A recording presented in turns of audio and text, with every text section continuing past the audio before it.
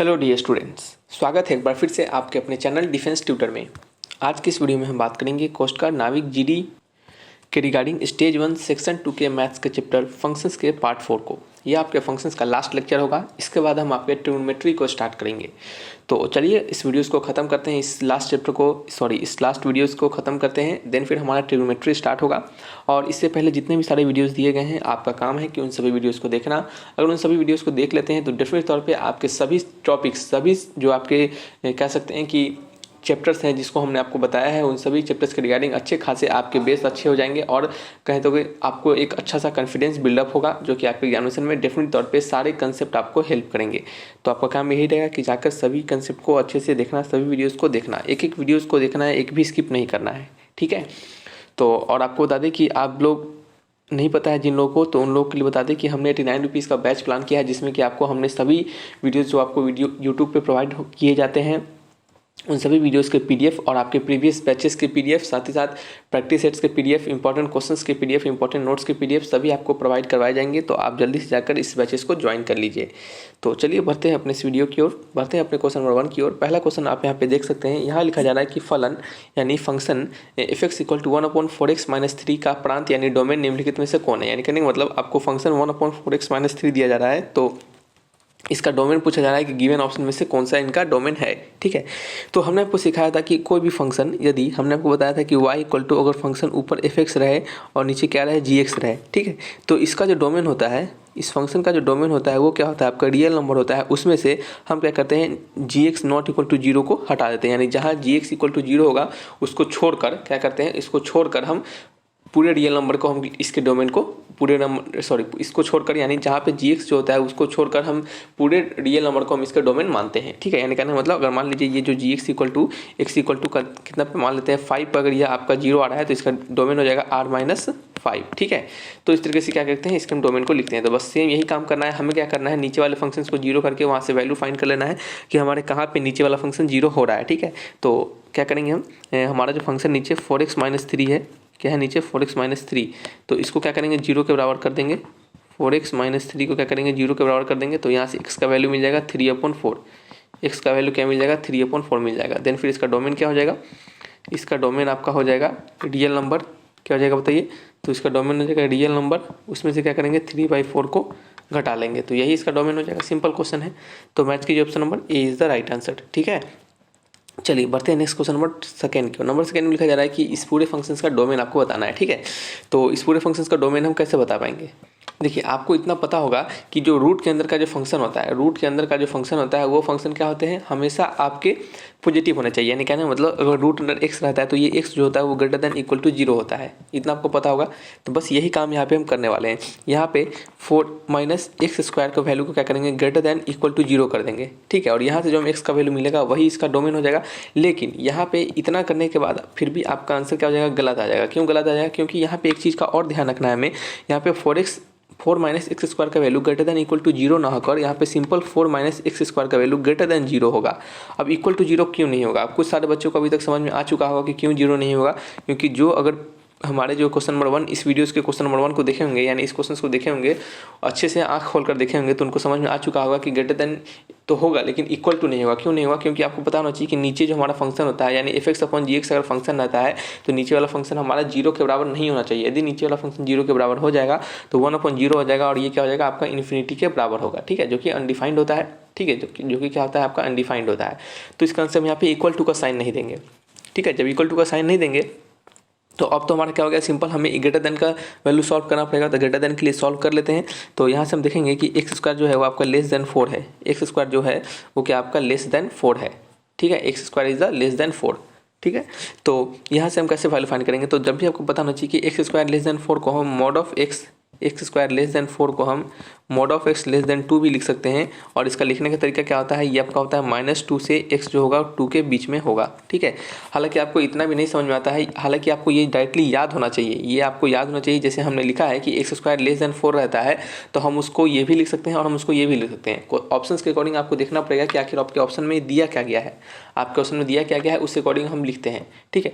ये तो आपको डायरेक्टली पता होना चाहिए कि x² है तो इसके जगह पर मॉड लिख सकते हैं, ठीक है। तो इसको तो हम ये लिख सकते हैं। अगर हम इसको इसके बारे में बात करें कि इसको हम ये कैसे लिख सकते हैं, तो आपको बता दें कि साइन स्कीम मेथड हमने आपको सिखाया था कि साइन स्कीम मेथड में आपको क्या करना पड़ता है। सबसे पहले यहाँ से x के वैल्यू को फाइंड करेंगे, तो यहाँ से x का वैल्यू निकालेंगे तो दो वैल्यू निकलेगा, एक निकलेगा आपका -2 और एक निकलेगा आपका +2। ठीक है, हम फिर क्या करेंगे, 2 के बाद वाला क्या करेंगे, कोई भी एक इंटीजर को लेंगे, तो 2 के बाद वाला इंटीजर क्या होता है, 3 लेंगे। ठीक है, तो 3 को डालेंगे यहाँ पे, तो क्या हो जाएगा आपका 3 का स्क्वायर क्या आता है आपका 9 आता है। 3 का स्क्वायर क्या होता है आपका 9 आता है, और उसमें से 4 घटाएंगे तो क्या होगा, माइनस में चला जाएगा। लेकिन हमें क्या लेना है, प्लस वाला लेना है, तो ये आपका माइनस हो जाएगा। तो जैसे ही ये माइनस हो गया, उसके बाद हमने कहा था आपको अल्टरनेट पे फिर प्लस माइनस चलेगा। यदि ये माइनस है तो यहाँ प्लस हो जाएगा, फिर यहाँ माइनस हो जाएगा। ठीक है, हमें क्या लेना है, पॉजिटिव वैल्यू लेना है, यानी ग्रेटर देन 0 वाला वैल्यू लेना है। हमें क्या लेना है, ग्रेटर देन 0 वाला वैल्यू लेना है, यानी आपका ये बीच वाला इंटरवल लेना है। ठीक है, तो ये बीच वाला इंटरवल को हम लिख देंगे, कैसे लिखेंगे, आपका ये लिखेंगे हम इसको -2 से, यानी इसको लिखेंगे हम x बिलोंग्स टू, इस तरह से -2 से क्या लिखेंगे आपका 2 के बीच में। ठीक है, x बिलोंग्स टू -2 से 2 के बीच में, या फिर इसको हम ऐसे भी लिख सकते हैं, x बिलोंग्स टू, ये वाला ब्रैकेट इधर खुलेगा, -2 से 2, ये वाला ब्रैकेट इधर चला जाएगा। ठीक है, यानी दोनों को -2 और 2 को इंक्लूड नहीं करना है, सिंपल सा इसका मतलब हुआ। तो ऐसा कोई ऑप्शन देखिए तो ऑप्शन नंबर सी मैच कर रहा है, तो सी इज़ द राइट आंसर। तो लिखने का तरीका, ऑप्शंस के डिफरेंट तरीके हो सकते हैं, वो भी हम आपको बता दे रहे हैं, ताकि क्या हो, ऑप्शंस आपको ऑप्शन देख के फंस ना जाए ऑप्शन में। ठीक है, आंसर बनाने के बाद भी बहुत सारे स्टूडेंट ऑप्शन में ही फंस जाते हैं, तो ऐसा नहीं होना चाहिए। तो आइए बढ़ते हैं क्वेश्चन नंबर 3 की ओर। नंबर 3 क्वेश्चन में लिखा जा रहा है, पढ़िएगा, यहाँ पे लिखा जा रहा है कि the period of function f(x) = sin 2x। sin 2x का पीरियड क्या होता है, sin 2x का पीरियड क्या होता है। तो देखिए sin 2x का पीरियड क्या होता है, हम आपको बताते हैं। यहाँ पे आपको सबसे पता होना चाहिए कि sin x का पीरियड क्या होता है, sin x का पीरियड क्या होता है। तो sin x का पीरियड जो होता है वो आपका 2π होता है। कैसे हम आपको बता दें 2π होता है, पीरियड मतलब क्या होता है कि किस इंटरवल के बाद वो रिपीट कर रहा है। ठीक है, यदि आप साइन के कर्व को देखेंगे तो वो ऐसे स्टार्ट होता है, नीचे जाता है, फिर ऐसे जाता है, फिर ऐसे जाता है, फिर ऐसे जाता है, अब टू मतलब इस तरह आगे तक चलते जाता है। देखिएगा यहाँ पे हमारा पाई होता है और यहाँ पे क्या होता है, हमारा 2π होता है। तो आप देखेंगे कि 2π के बाद ये देखिए यहाँ से यहाँ तक गया, फिर 2π के बाद फिर से ये जो कर्व है हमारा, ये पहले की तरफ धारण कर रहा है, यानी पहले वाले की तरफ हो रहा है। तो यहाँ से यहाँ तक गया हमारा, और फिर यहाँ से 2π के बाद फिर से रिपीट करने लगा, 2π के बाद फिर से वो रिपीट करने लगा, फिर आगे जाएगा, फिर 2π के बाद रिपीट करेगा। यानी कहने का मतलब ये 2π इंटरवल पे क्या होता है आपका, रिपीट करता रहता है। तो इसका पीरियड क्या होता है, इसका पीरियड हो जाता है आपका 2π। इसका पीरियड क्या होता है आपका बताइए, इसका पीरियड हो जाता है आपका 2π। तो यहाँ से हमें पूछा जा रहा है कि फंक्शन आपके जो sin 2x है इसका पीरियड आपको बताना है, किसका, sin 2x के पीरियड आपको बताने हैं। ठीक है, तो चलिए देखते हैं हम क्या कर सकते हैं। सबसे पहले इसमें हम क्या करेंगे, देखिए पीरियड निकालने का तरीका होता है कि हम पाई में क्या करते हैं, x + t लिखते हैं। देखिए फंक्शन है यहाँ पे x + t लिखते हैं, तो ये जो x + t होता है आपके साइन के अंदर वाले जो फंक्शन होता है उसमें भी जुड़ जाते हैं। ठीक है, क्या होता है, उसमें भी जुड़ जाते हैं, और ये जो t होता है यही हमारा क्या देता है, हमें पीरियड देता है। ठीक है, तो यहाँ पे पीरियड निकालने के लिए क्या करते हैं, हम फंक्शंस में जो भी ट्रिग्नोमेट्री फंक्शन होते हैं उसमें हम क्या करते हैं, उसमें क्या करते हैं, हम पाई का एडिशन करते हैं, π/2 का एडिशन करते हैं, π/3 का एडिशन करते हैं। यानी कहने मतलब π/2 और पाई इस तरह के मल्टीपल का एडिशन करते हैं और देखते हैं कि हमारा वो कितने इंटरवल के बाद वो रिपीट कर रहा है या फिर नहीं कर रहा है। ठीक है, तो चलिए एक बार देखते हैं। सबसे पहले अगर हम π/2 का एडिशन करेंगे तो क्या हो जाएगा आपका, देखिए साइन, समझिएगा साइन अगर हम π/2 का एडिशन करेंगे तो x + π/2 हो जाएगा। ये क्या हो जाएगा आपका, x + π/2 हो जाएगा। तो जैसे ही यहाँ पे डालेंगे साइन 2x + π/2, तो आपको sin 90 + थीटा क्या होता है, sin 90 + थीटा cos थीटा हो जाएगा ना।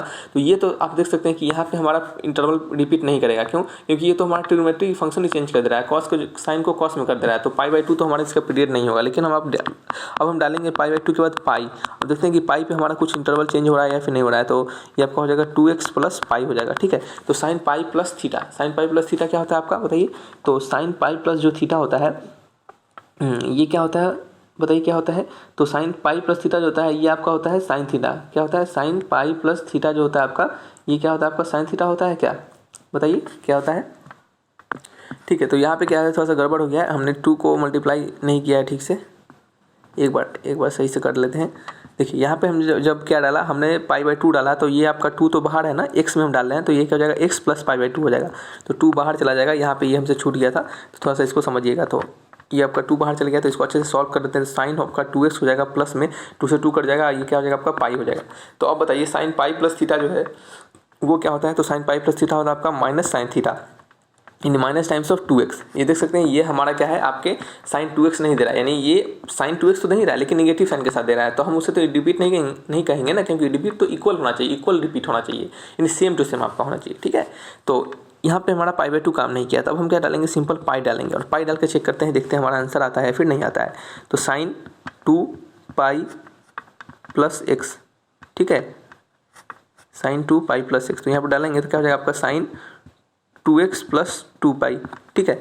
तो साइन 2 पाई प्लस थीटा, तो साइन 2 पाई प्लस थीटा क्या होता है आपका, जैसे ये देखिए यहाँ पे यहाँ चला गया, यानी अभी इस पॉइंट में साइन 2 पाई यहाँ होता है ना, 2 पाई प्लस थीटा यानी फर्स्ट पॉइंट में चला गया। तो फर्स्ट पॉइंट में आपका साइन का वैल्यू क्या हो जाता है आपका पॉजिटिव हो जाता है, ठीक है। तो यहाँ पे क्या हो गया आपका, ये आपका पॉजिटिव में होगा, लेकिन साइन होगा या फिर कॉस होगा, तो हमने आपको बताया हुआ है भी है प्रीवियस आपके जो लेक्चर्स आपने देखा होगा, तो वहाँ पे भी हमने आपको बताया था, या फिर एप्लीकेशन ऑफ डेरिवेटिव के दौरान भी हमने आपको शायद बताया था कि जो अगर आपके साइन के फंक्शन सिर्फ 90 पे और क्या होंगे आपके 90 का मल्टीपल पे क्या होते हैं, चेंज होते हैं। साइन के फंक्शन नहीं, इवन सारे ट्रिमेट्रिक फंक्शन जो होते हैं वो साइन 90 का मल्टीपल पर चेंज होते हैं, यानी साइन का कॉस होता है, कॉट का टैन होता है और सेक का कॉसेक होता है, ठीक है। लेकिन अगर पाई के मल्टीपल की बात करेंगे तो पाई के किसी मल्टीपल पर कोई ट्रिमेट्रिक फंक्शन हमारा चेंज नहीं होता है, चेंज होता है सिर्फ तो उसका साइन होता है। तो साइन यहाँ पे नहीं चेंज हुआ, हमारा प्लस का प्लस रह गया, और आपका ये साइन वाला तो चेंज होता नहीं है, तो साइन वाला चेंज नहीं होगा। तो कहने मतलब साइन वाला क्या है, फिर कोई भी चेंज नहीं होगा, पाई के मल्टीपल पर कोई भी चेंज नहीं होगा, ठीक है। तो कोई भी चेंज नहीं होगा तो सिंपल लिख देंगे, तो साइन क्या हो जाएगा आपका, ये 2x हो जाएगा, 2x हो जाएगा। तो आप देख सकते हैं कि साइन 2x यहाँ भी मिल गया हमें,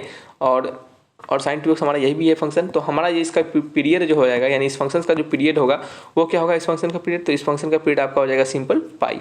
तो यहाँ पे लिखेगा PERIOD, पीरियड क्या हो गया आपका पाई हो गया। हमने कैसे पीरियड लिखा, तो हमने देखिए आपको सिंपल क्या करना है, π/2 पाई 2 पाई 3π/2 इस तरह का क्या करना है, एडिशन करते चलना है और देखना है कि हमारा जो फंक्शन है वो सेम टू सेम आ रहा है फिर नहीं आ रहा है, ठीक है। तो ये हमने आपको पीरियड निकालना सिखाया है। देखिएगा बहुत सारे पीरियड तो आपको जो याद करना है, मेमोराइज करके रखना है, वो डायरेक्टली आ जाता है, लेकिन कभी कभी क्या होते हैं थोड़ा सा डिफरेंट तरीके से भी पीरियड दे दिए जाते हैं, ठीक है। तो इस कारण से हमने आपको यहाँ पे थोड़ा सा निकालना भी सिखा दिया है कि पीरियड को आप कैसे फाइंड करें, ठीक है। आइए बढ़ते हैं क्वेश्चन नंबर 4 की ओर। क्वेश्चन नंबर 4 को पढ़िएगा, क्या लिखा जा रहा है। क्वेश्चन नंबर 4 में लिखा जा रहा है कि the range of function f(x) equal to sine inverse x plus cos inverse x, ठीक है। जहाँ मॉड ऑफ x जो क्या है आपका लेस देन इक्वल टू 1 है, यानी कहने मतलब सिंपल से बात है कि x का रेंज बता रहा है, यहाँ पे ये जो x है इसका डोमेन बता रहा है कि x का जो मॉड है, यानी x का जो मॉड है वो क्या है आपका लेस देन इक्वल टू 1 है। आप सिंपल सी बात है, इसका मतलब क्या होता है -1 से x का वैल्यू 1 के बीच में होगा, और यही क्या होता है डोमेन होता है साइन इनवर्स x का। तो यही डोमेन के बारे में बताया जा रहा है, ठीक है। चलिए ये सभी बातों को छोड़ देते हैं, हमारा क्वेश्चन है उसको क्या है देखते हैं।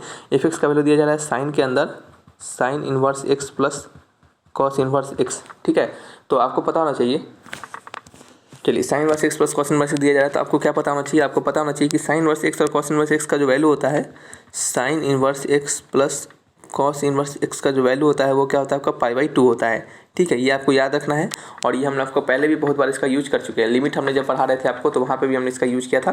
तो साइन एक्स, और हमने इसका यूज शायद डिफरेंशिएशन में भी यूज किया था, और इंटीग्रेशन में भी मैं भी शायद इसका यूज किया था, ठीक है। तो उन सभी लेक्चर्स को जाकर देखिएगा, सारे डाउट आपके क्लियर होंगे, ठीक है। तो एक भी लेक्चर छूटना नहीं चाहिए, क्योंकि एक भी लेक्चर छूट जाते हैं तो आपके बहुत सारे कंसेप्ट मिस हो जाएंगे, ठीक है। क्योंकि हम सारे जो कंसेप्ट है वो आपको वीडियोज़ को क्वेश्चंस के थ्रू ही सिखा रहे हैं, ठीक है। सारे कंसेप्ट को हम वीडियोज़ में आपके क्वेश्चंस के थ्रू ही सिखा रहे हैं, तो एक भी कंसेप्ट एक भी वीडियो छोड़ दीजिएगा तो बहुत सारे कंसेप्ट को मिस कर दीजिएगा, ठीक है। तो यहाँ पे हम लिखेंगे sign inverse x plus cos inverse x का वैल्यू π/2 हो जाता है। तो यहाँ पे साइन π/2 और साइन π/2 का वैल्यू क्या होता है आपका 1 होता है। आपसे पूछा क्या जा रहा है, रेंज पूछा जा रहा है। रेंज मीनिंग आपका इसका वैल्यू, यानी इसका वैल्यू मतलब f(x) का वैल्यू, ठीक है। तो f(x) का वैल्यू हमें सिर्फ एक वैल्यू मिलेगा जो कि क्या है आपका 1 है। तो इसका रेंज क्या हो जाएगा, बताइए। तो इसका रेंज हो जाएगा आपका 1। ऑप्शन वाइज कीजिए, option number D is the right answer, ठीक है। 1 को आप ऐसा नहीं लिखेगा, ठीक है, ये गलत हो जाएगा। आपको लिखना है तो 1 लिखे इस तरह लिखना है, ठीक है, थोड़ा सा झिलमिला के इस तरह।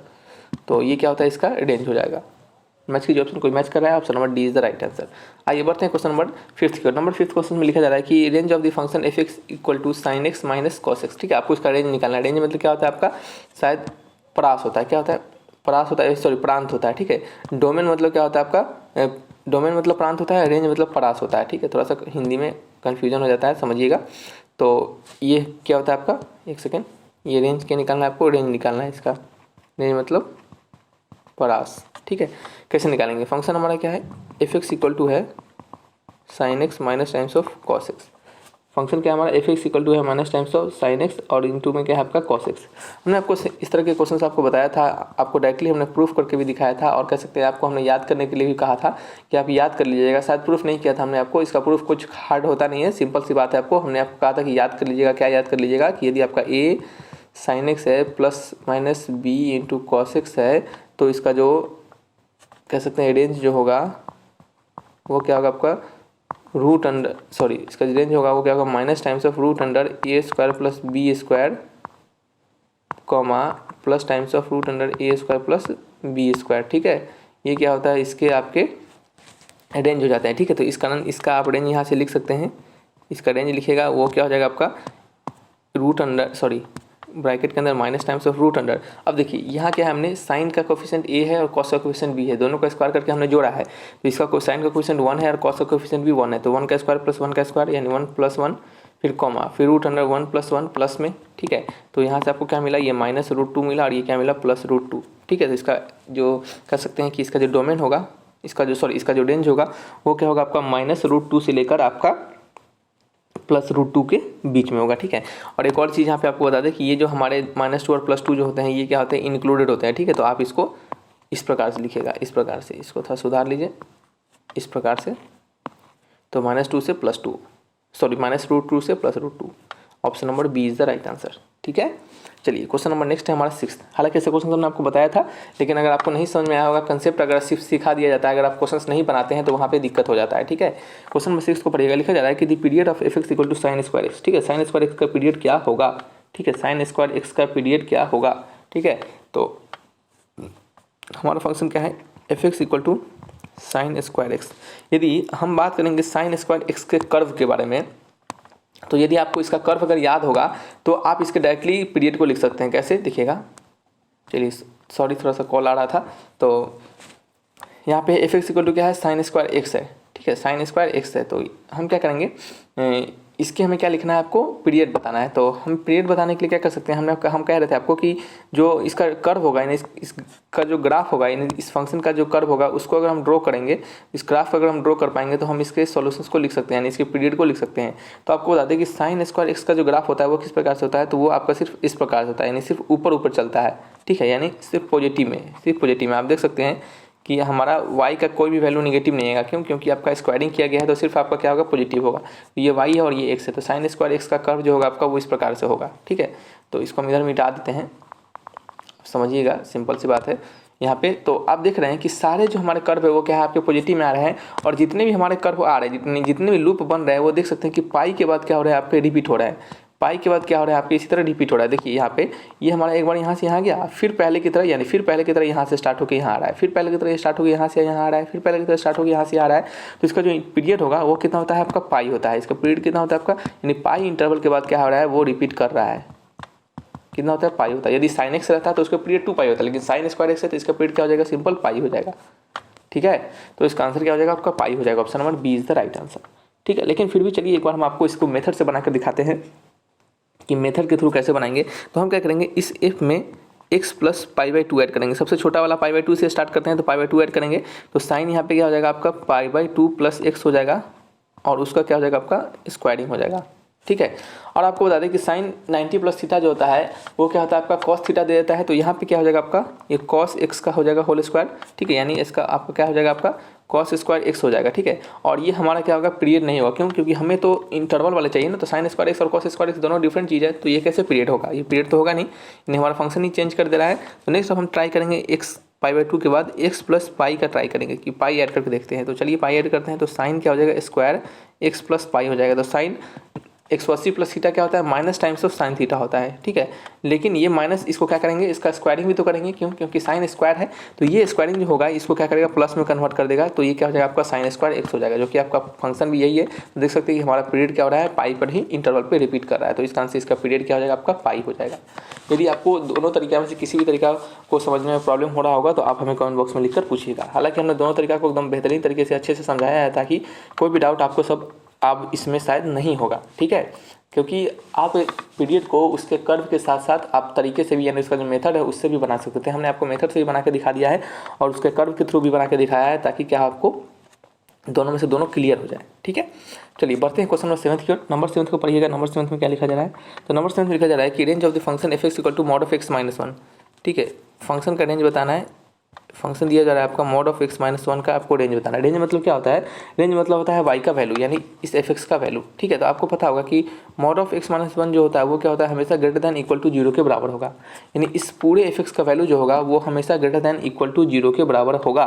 ठीक है, तो इस कारण से इसका जो रेंज हो जाएगा, इस कारण से जो इसका रेंज हो जाएगा वो क्या हो जाएगा बताइए, तो इसका रेंज हो जाएगा आपका 0 से लेकर इन्फिनिटी। क्या हो जाएगा, 0 से लेकर इन्फिनिटी, यानी जब भी आएगा पॉजिटिव वाला वैल्यू, तो 0 से लेकर इन्फिनिटी मैच कीजिएगा। और क्या 0 नहीं आ सकता है? क्या बिल्कुल आ सकता है। जब x का वैल्यू 1 डाल देंगे तो हमारा 0 भी आ जाएगा। ठीक है, तो मैच कीजिए, ऑप्शन मैच कर रहा है कोई, ऑप्शन नंबर बी मैच कर रहा है, तो B is the right answer. ठीक है, सिंपल क्वेश्चन था, इसमें ज़्यादा दिमाग नहीं लगाना था। अब कुछ बच्चे क्या करेंगे, इसी में उलझ कर आ जाएंगे, x-1 को 1 2 इधर उधर करेंगे और परेशान होंगे, तो ऐसा नहीं करना है।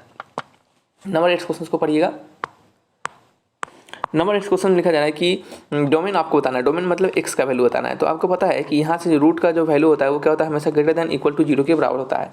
तो हमने क्या किया, रूट के अंदर हमारा 4x - x² है, उसका वैल्यू को हमने ग्रेटर देन इक्वल टू 0 के बराबर कर दिया।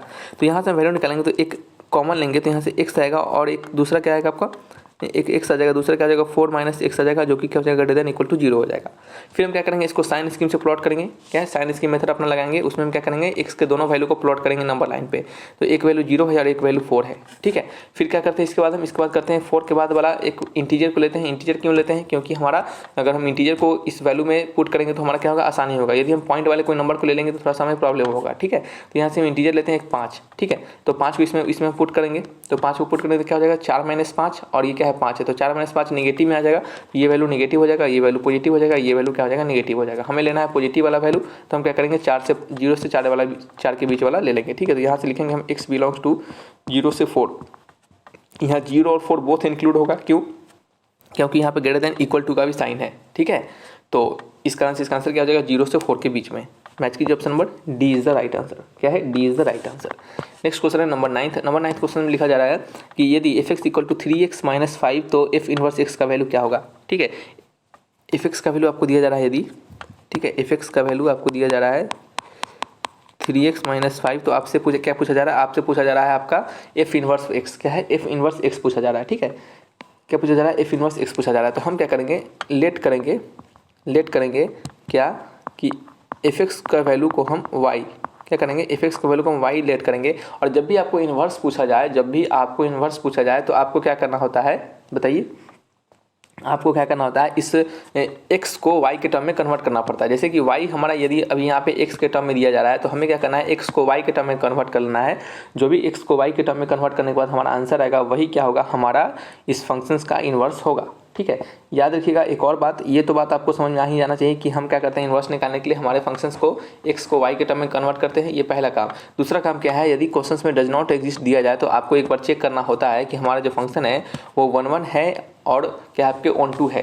देखिए, हमने आपको स्टार्टिंग में ही बताया था कि किसी फंक्शंस के कह सकते हैं कि इन्वर्स एग्जिस्ट होने के लिए, ठीक है, किसी फंक्शंस के इन्वर्स एग्जिस्ट होने के लिए फंक्शन जो होगा हमारा 1 1 और ऑन टू होना जरूरी होता है। ठीक है, यदि यहाँ पे फंक्शन में हमारा डज नॉट एग्जिस्ट दिया गया है, यदि हमारा क्वेश्चंस में डज नॉट एग्जिस्ट दिया गया है, तो हमें एक बात का यह भी ध्यान रखना पड़ेगा कि क्या हमारा ये जो फंक्शन है वो 1 1 और ऑन टू है या फिर नहीं है। ठीक है, तो हमें सबसे पहले काम रहेगा कि इस फंक्शंस के 1 1 और ऑन टू को चेक करना, और देन फिर हमें देखना कि हमारा इसका इन्वर्स एग्जिस्ट कर रहा है फिर नहीं कर रहा है। यदि ये 1 1 और ऑन टू होगा तो इसका इन्वर्स एग्जिस्ट करेगा, जैसे इन्वर्स एग्जिस्ट करेगा तो उसका इन्वर्स निकाल लेंगे हम। ठीक है, यदि 1 1 ऑन टू नहीं होगा तो इन्वर्स एग्जिस्ट नहीं करेगा, तो इसका आंसर क्या हो जाएगा, डज नॉट एग्जिस्ट। ठीक है, तो इसका आंसर, इस बात का आपको ध्यान रखना है। हालांकि यहाँ पे आपके डोमेन और आपके कोडोमेन के बारे में नहीं बताया जा रहा है, सो आपको यहाँ पे चेक करने की जरूरत नहीं है। ठीक है, तो यहाँ पे चेक नहीं करेंगे, यानी करेंगे मतलब ये सिंपली एग्जिस्ट कर रहा है इसका इन्वर्स। तो यहाँ से हम सबसे पहले f(x) का वैल्यू y दे देंगे, f(x) का वैल्यू क्या करेंगे, y दे देंगे, और y इक्वल टू क्या लिखेंगे, 3x - 5।